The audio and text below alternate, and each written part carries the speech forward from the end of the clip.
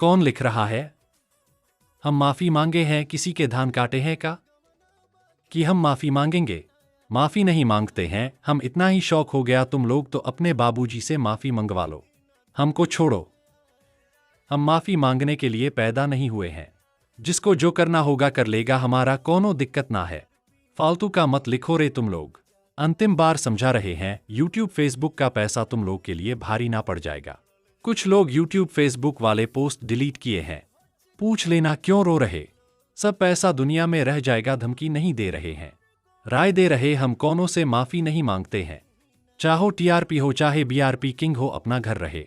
हमको गाना बजाना के दुनिया से कोई मतलब नहीं, न कभी इसका पैसा मेरे शरीर में लगे। हमें अपने स्वर्ण भाइयों से मतलब था, जो मेरे साथ हैं वही काफी है अपने लिए। हमारा जैसा कोई पैदा नहीं हो सकता है, हम एक ही हैं और एक ही रहेंगे। आप लोगों का शौक है टीआरपी किंग जैसा पैदा कराने का, तो जो यूट्यूब फेसबुक से पैसा कमाते हैं तो अपने घर बुला ले, उनके जैसा पैदा हो जाएगा। आखिरी सलाह है, समाज के हक के लिए लड़ो तो साथ खड़े रहेंगे। धन्यवाद। युवराज सुधीर सिंह।